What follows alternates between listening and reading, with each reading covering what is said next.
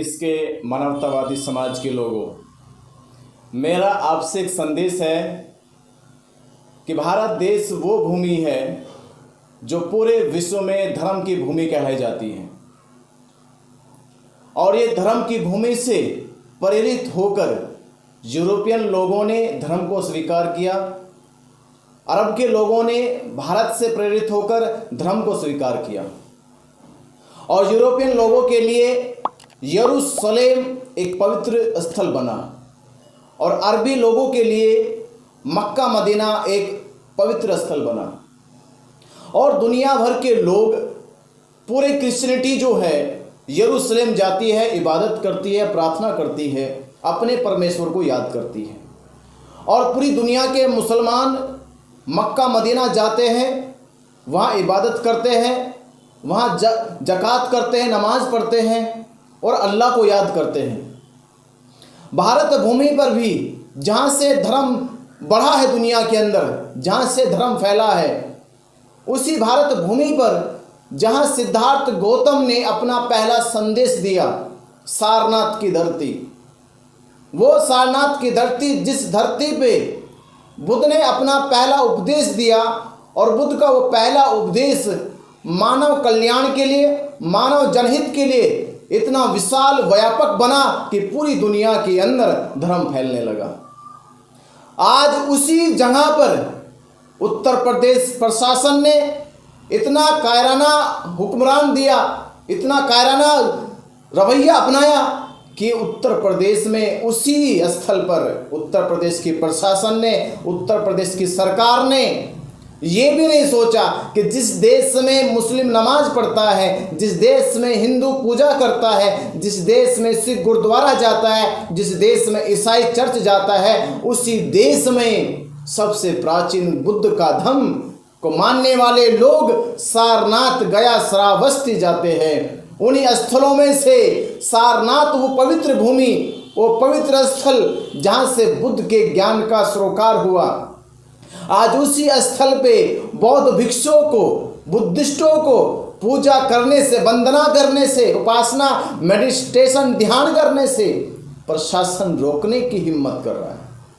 आप सोचिए कि देश किस डगर की ओर जा रहा है, किस रास्ते पे जा रहा है।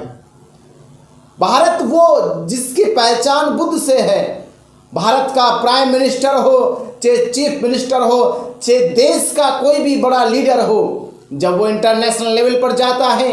तो भारत को आइडेंटिफाई करने के लिए उसे बुद्ध की प्रतिमा चाहिए,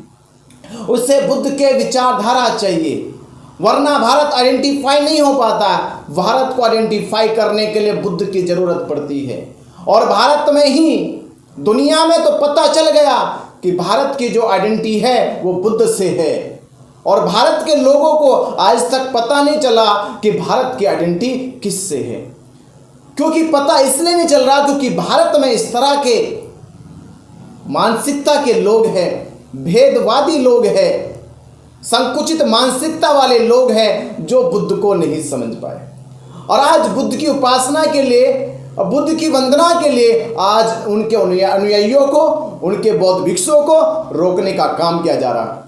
बाबा साहब अम्बेडकर जी ने पहले ही कहा था कि इस देश में जब बुद्ध की बात होगी तब यहाँ देश का मनुवादी घबराएगा, तब देश का, दुनिया का पाखंडी व्यक्ति घबराएगा जब बुद्ध की बात होगी। मेरा आपसे निवेदन है कि अगर भारत में बुद्ध को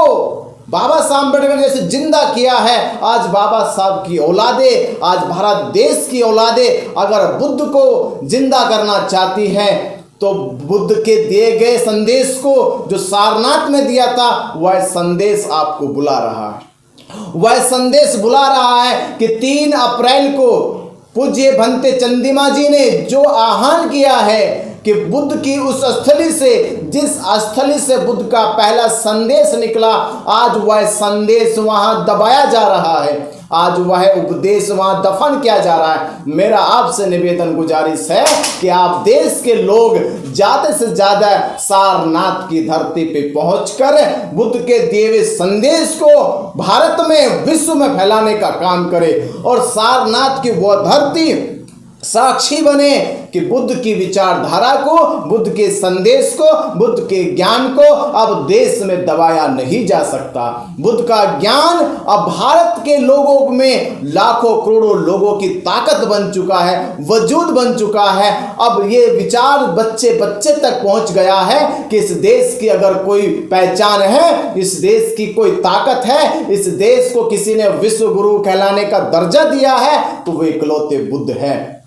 बुद्ध की इस विचारधारा को बढ़ाने के लिए हम सभी देशवासी, देश की सभी जनता 3 अप्रैल को सारनाथ पहुंचने का काम करें, जिससे बुद्ध की विचारधारा जन जन तक पहुंचे और उत्तर प्रदेश के प्रशासन को, उत्तर प्रदेश की सरकार को मालूम हो कि आपकी पहचान बुद्ध से है, आपकी ताकत बुद्ध से है। अगर दुनिया में आपको कोई मानता है, आपका सम्मान करता है तो वजह बुद्ध की है। और आप ही बुद्ध के साथ अगर ऐसा अनर्थ करने की सोच रहे हैं तो वो आपके लिए बड़ा ही खतरनाक होगा। मैं आप सभी साथियों से, मित्रों से, सभी धर्म बंधुओं से, सभी देशवासियों से अपील करता हूं, निवेदन करता हूं कि आप लोग 3 अप्रैल को ज्यादा से ज्यादा सारनाथ पहुंचने का काम करें और बुद्ध की विचारधारा को इस देश और विश्व में फैलाने का काम करें। सभी को नमो बुद्धाय, नमो धम्माय, नमो संघाय।